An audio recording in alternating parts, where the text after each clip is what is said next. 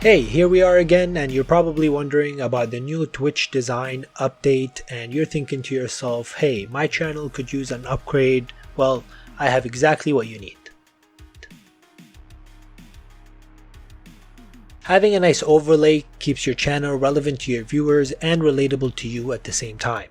They may be interested in your design style, your color scheme, or even the humor in your design, as long as it's related to the content of your channel. So I've created a complete overlay template which every single one of you can use to customize their own Twitch overlay. Of course, you don't always have to create the designs yourself, but as long as it represents where the brand is progressing, then you should be completely fine. If you feel out of the loop, or maybe you're just looking for something modern and nice, like a full set that you could use on your channel, well, I've also created a full complete cyberpunk themed Twitch overlay which every single one of you can use also, and will be available for everyone. I will talk about that a little bit later on. Now, I don't want to bother you with this throughout the video, so pay attention. Everything you think you may need throughout this video that you see will be linked for you in the description, and you can get it from there. Cool? Alright, so let's head to Twitch and see what we can do about your channel. So we're going to quickly walk through the new changes in the Twitch design, and for each asset in the template which is released for you, I will try to give you some tips on how you can adjust each to fit your theme. Starting with the very first thing that you see on every single channel, and it kind of takes up half of the page, and it is the channel banner. Channel banner is the top part here, and the stock banner just has the channel name in the background, as you can see, with the channel color chosen, as well as the recent broadcast or any highlights that you have. Also, there are no design aspects in the schedule or videos tabs other than the banner, and in the chat there is an offline screen and the panels. It should usually represent kind of who you are or reflect what your channel is about. But it is a little bit tricky, so once you upload any kind of design, as you can see here, it is a little bit off and it's kind of a little bit not very pleasant to look at. However, this only happens when you are logged into your account and you upload something, then you will see this glitch. While if you are logged out and you're looking at it from a different perspective like a viewer, it looks like a perfect fit. The second thing is, once you choose a channel color, you have to pay attention that on the right side here it's going to be different, so whatever your channel color is will show at the bottom. Which now brings me to the very first aspect of the template, which is the banner. I have put together this very simple outline which you can use as a guide to kind of see where you want to place your logo or your text. So let's say I would like to put my logo here on the left side. You just have to keep in mind that anything within those rectangles or squares will not be visible. The next aspect here, which are the panels. The panels I have created here are actually twice the resolution required, so when you export them, make sure you're exporting at 320 pixels width. The lock ratio will automatically calculate the height. If you would like to change the height, that is okay, because Twitch recognizes the height actually 3 times more than the width. As you can see here, the width is consistent, but the height can be different. So if you would like to include any text, feel free.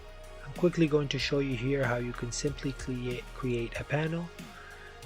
Let's say I want some kind of a gradient from purple to blue. Nice. And actually this as it is kind of looks pretty neat. It's very simple and it kind of straight to the point. You already know what these are. These are all social icons. So however, if you still wanted to add some text, I can just make them smaller. Socials. What I'm going to do is actually duplicate this word here and change the color to white. Kind of just adjust it. There we go. Next, I'm just going to add nice. This is the same color that we just used, and then I'm actually going to copy this as well, place it down a little bit and flip it 180 degrees. Just make sure everything is aligned and place it at the bottom, and that took me less than a minute maybe, I think. So there you go. The next thing is the offline screen here, and as you can see, Twitch's offline screen is very simple. I don't recommend you have your channel name on your offline screen. My offline screen pretty much has my logo, it says I'm offline, and it presents the dates and times that I am online, so people have an idea when they want to expect me. So make sure your offline screen is simple and straight to the point, because whoever viewing your channel, if they do not get past the 4 tabs in the beginning, they will not see your offline screen. Here I found a template which is pretty much like a code number pattern, and I threw it on. I duplicated it, as you can see there's 2 here, and I blurred one of them to create this kind of effect. All it's missing here is some kind of text, so I'm just gonna go ahead and give you an example. I'm going to write it offline, center it. Although it looks a little bit plain, so what I am going to do is just create a square behind it, change the color scheme, dark gray and somewhat blue, and then the background itself, as you can see, if I just add maybe some shadow, and there you go, you have an offline screen, and that pretty much concludes the static aspects of the Twitch design. Personally, I like to call it the just chatting scene. This is pretty much where you get the most engagement between you and your viewers. This is kind of where you give them the interaction that they came to your channel for, whether you are answering their questions or giving them some advice, or they're giving you advice. They could kind of still see you up front. This is my personal layout, and as you can see in the background, they could still see whatever is happening. If I'm kind of doing something, reading something that they've linked me, then they could still kind of be within that environment. So be creative with it, guys. And the next one would be the gameplay scene, which I'm gonna jump ahead and I'm going to show you how to adjust both the intermission and the gameplay scene. The gameplay scene, it doesn't have much to it, so let's head to it. Alright, this is my personal gameplay scene. As you can see, I'm going to show you here the intermission template is where you will be adjusting. First of all, this is a 1920 by 1080 box that you can put your camera in, and as long as you're holding shift, it will adjust to the exact same size. So whatever size camera you want, if you want it smaller, you can change it. If you want it bigger, you can also change that. Right, you can change the colors, anything like that. This is pretty much where your chat would fit. I always kind of like to have some space to emphasize the viewer, and of course if they've shown some support, then I would love to show that back.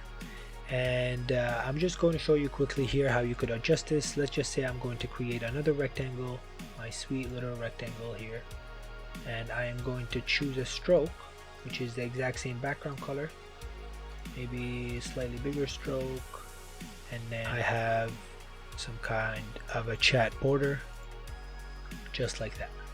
You can also move it around, maybe have it over here.